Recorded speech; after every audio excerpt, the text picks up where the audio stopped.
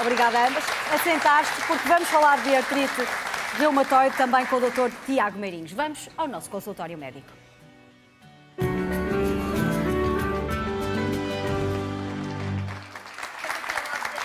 O Dr. Tiago Meirinhos já está à nossa espera para conversarmos. É reumatologista e secretário-geral da Sociedade Portuguesa de Reumatologia.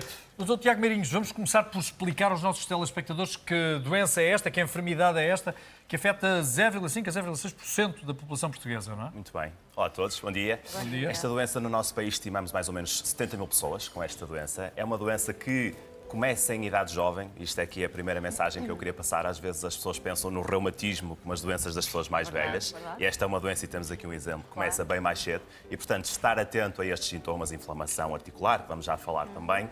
Mas é uma doença que, de facto, que tem tratamento, mensagem número 1, permite fazer uma vida normal, mensagem número 2, tem é que ser diagnosticada e tratada. Se não for isto feito, se não for feito bem, se não for bem tratada, provoca dano articular, provoca destruição articular. Portanto, para além da dor, que é a queixa que as pessoas têm, e a perda de qualidade de vida que vem daí, provoca uma destruição. Portanto, qualquer articulação que não está tratada vai ser destruída e vamos ter dano, com necessidade de próteses, cirurgias, etc. Hoje em dia temos N tratamentos para não chegar a esse ponto, temos é que perceber exatamente quando é que a doença começa a tratar o mais precocemente possível. Como é que foi contigo, Joana? Foi-te diagnosticada e com que idade? Eu não fugi à regra, portanto, os primeiros sintomas apareceram, eu devia ter uns 16, 17 anos. E que sintomas foram esses? Foi literalmente um dia para o outro. Eu não tenho portanto, nada que na minha memória me faz prever que houvesse um caminho, não é? Exatamente. Foi mesmo de um dia para o outro. Eu lembro-me que eu acordei no dia dos namorados. Romântico, foi muito romântico. Sim. Eu acordei, Arranjaste uma namorada, não foi? Arranjei uma namorada para a vida Para a toda. vida. Para a vida, é verdade. Sim. Sem Era isso possibilidade que de ainda divórcio. faltava, sim. É mesmo. Infelizmente, né? Pelo menos para já. Pelo menos para já. E lembro que coloquei os pés no chão e literalmente eu tombei para a frente. Porque eu tinha tantas dores nos pés, na planta do pé e nos tornozelos, estavam de tal forma inchados. A dor foi tão dilacerante que eu caí. Okay. Portanto, não era uma dor articular no teu caso, era mesmo inchaço. Era inchaço e tinha dor, muita dor. Sim. A dor era mesmo muito forte em ambos os pés. Sim. Mas tinhas esses dois fatores, não é? Tinhas o inchaço e tinhas a dor. Sim, eu estava mesmo muito tumefactos. Entretanto, eu era menina, não é? Tinha 16 anos, fomos ao serviço de urgência e eles lá até qualquer coisa na escola, educação física, fazer desporto. Eu na altura também jogava handball. Pode ter sido aqui qualquer coisa. Sei que estes episódios recorreram e sempre das áreas de urgências havia ali alguma coisa que não estava bem, porque depois era o pé, amanhã era uma mão, depois era o ombro, depois era o cotovelo. Sempre com dor? Sempre com dor.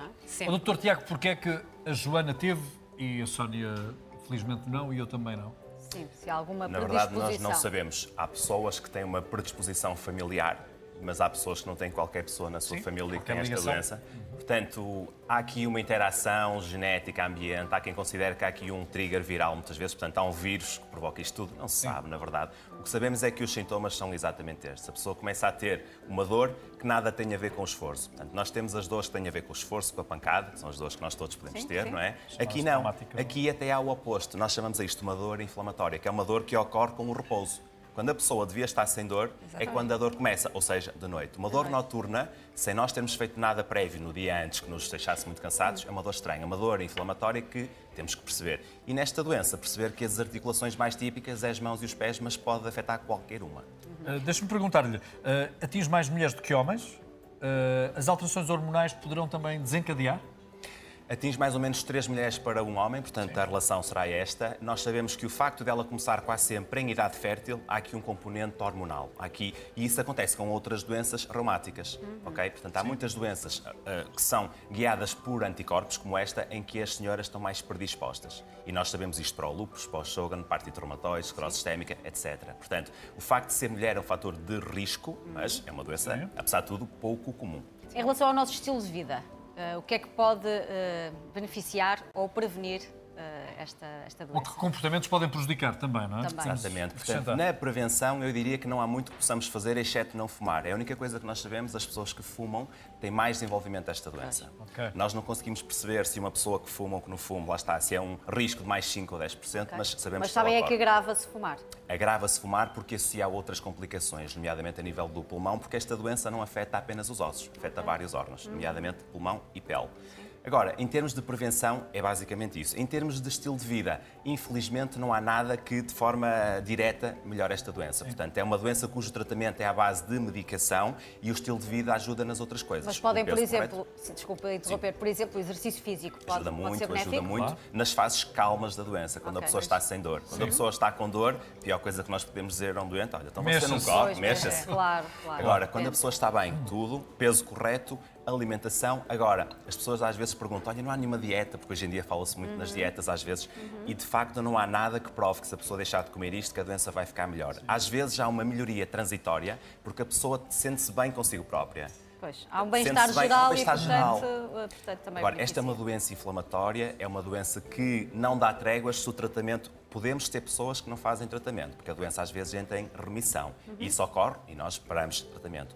Mas, de facto, não dá tréguas e, portanto, mesmo que ela acalme com uma determinada dieta, depois muitas vezes volta. Ô, Joana, que tratamento é que tu fizeste a partir do momento em que te foi diagnosticado realmente? É assim, normalmente as imunossupressoras são de difícil diagnóstico, porque os sintomas são todos muito parecidos, mas a partir do momento em que me foi diagnosticada, eu comecei a fazer os corticoides, que faço até hoje, diários, A cortisona, a cortisona, exato.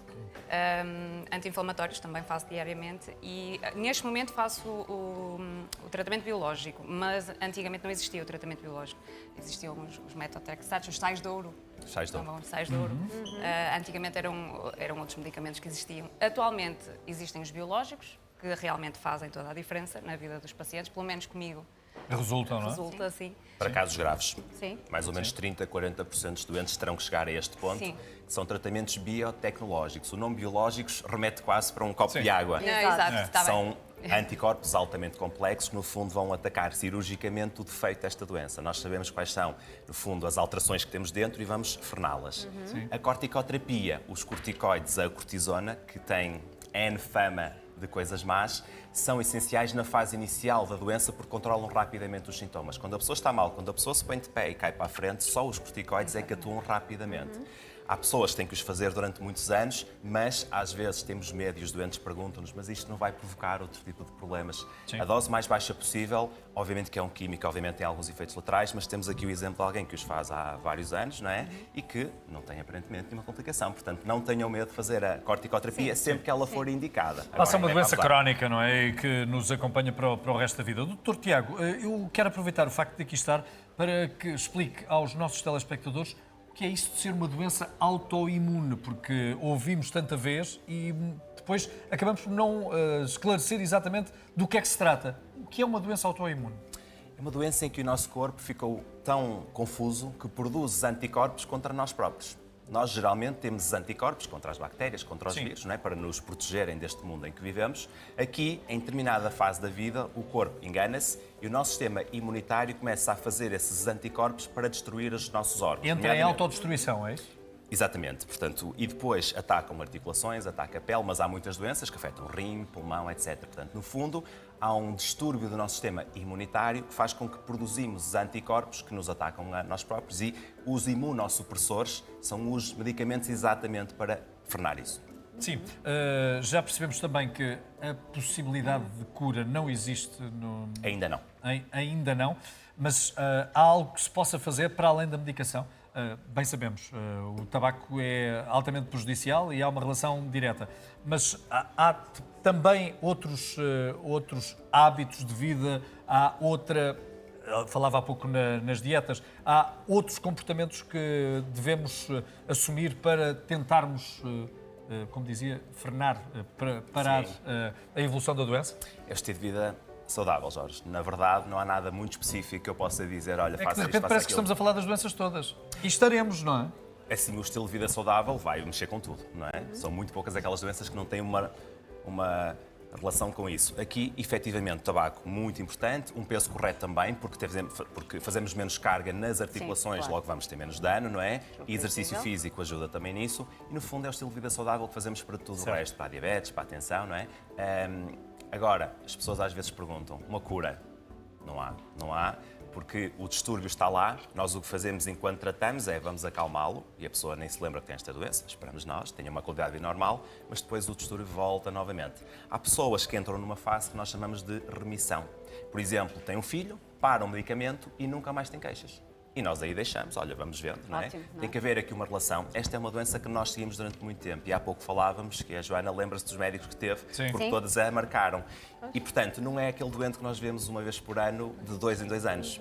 É aquele É um doente doente. que É um- tem é um doente. 40 e tal anos Claro. e nós sabemos o Claro. nome dos filhos, quase como Claro. se fôssemos um médico de família, não é? E esta relação é muito É importante. verdade. Oh, Joana, e tu inclusive já passaste por uma cirurgia à anca, não é? Por várias. Ou mais que uma mesmo. Sim, sim. Quer dizer, na anca eu tive durante 21 anos uma prótese unilateral e o ano passado, em pleno julho, loucura de espetáculos, Sim. eu desequilibrei-me e parti. E tive que colocar uma outra.